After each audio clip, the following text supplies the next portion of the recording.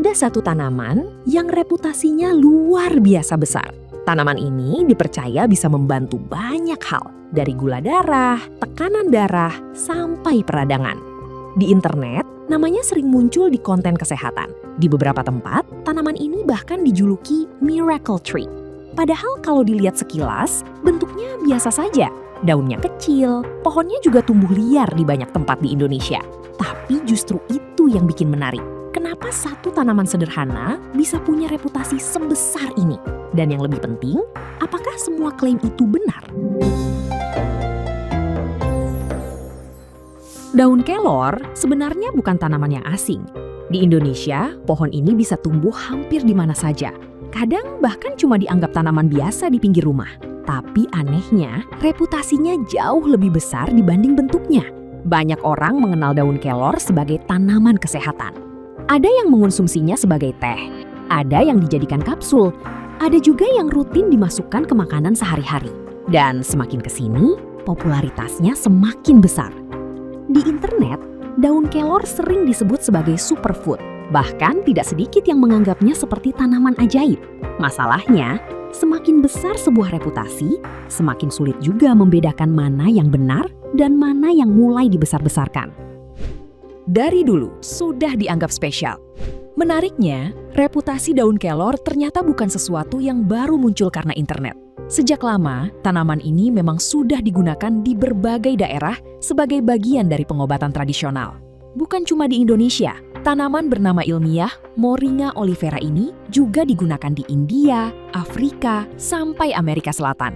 Di beberapa tempat, daun kelor digunakan sebagai sumber makanan tambahan karena mudah tumbuh dan gampang didapat. Sementara di Indonesia sendiri, kelor punya citra yang cukup unik. Sebagian orang mengenalnya sebagai tanaman kesehatan, tapi sebagian lainnya justru mengenalnya karena hal-hal yang berbau mistis. Dan mungkin itu juga yang membuat reputasinya semakin besar. Internet suka membuat semuanya terdengar ajaib. Tapi di era internet, masalahnya mulai berbeda. Karena semakin populer sebuah tanaman, semakin besar juga klaim yang muncul. Ada yang bilang daun kelor bisa menyembuhkan berbagai penyakit. Ada juga yang menganggapnya lebih hebat dari obat tertentu. Dan di titik ini, kita harus mulai hati-hati. Karena dunia kesehatan tidak sesederhana itu. Tubuh manusia sangat kompleks.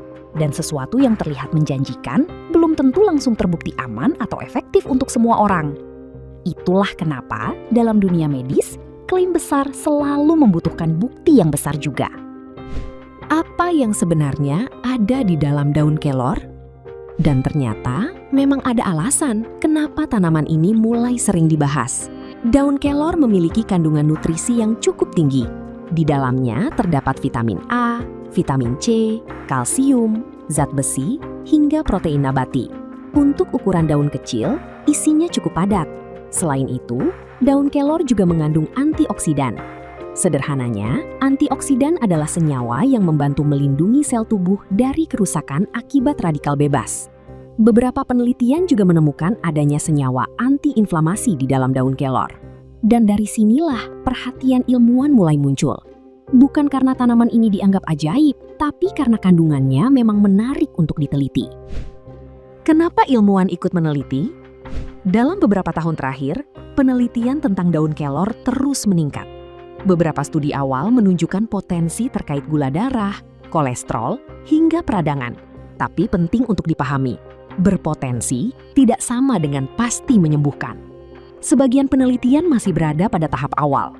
Ada yang dilakukan pada hewan, dan ada juga yang masih membutuhkan penelitian lebih besar pada manusia. Jadi kesimpulannya belum final. Meski begitu, ada satu hal yang memang sulit dibantah. Tanaman ini sangat mudah tumbuh, tahan panas, cepat berkembang, dan cocok di daerah tropis seperti Indonesia. Bahkan hampir semua bagian tanamannya bisa dimanfaatkan. Dan dari sudut pandang pertanian, itu adalah kombinasi yang sangat menarik. Tanaman luar biasa, tapi bukan obat ajaib. Jadi, apakah daun kelor benar-benar spesial? Jawabannya iya, sampai batas tertentu. Tanaman ini memang kaya nutrisi, dan beberapa penelitian memang menunjukkan potensi yang menjanjikan. Tapi itu bukan berarti daun kelor bisa menyembuhkan semua penyakit atau menggantikan pengobatan medis. Karena semakin dipelajari, dunia kesehatan justru terlihat semakin rumit. Tidak ada satu makanan, satu obat, atau satu tanaman yang bisa menyelesaikan semuanya. Dan mungkin disitulah letak hal paling menarik dari daun kelor. Bukan karena tanaman ini ajaib, tapi karena dari daun kecil yang tumbuh sederhana, manusia perlahan menemukan bahwa ada sesuatu yang memang layak dipelajari lebih jauh.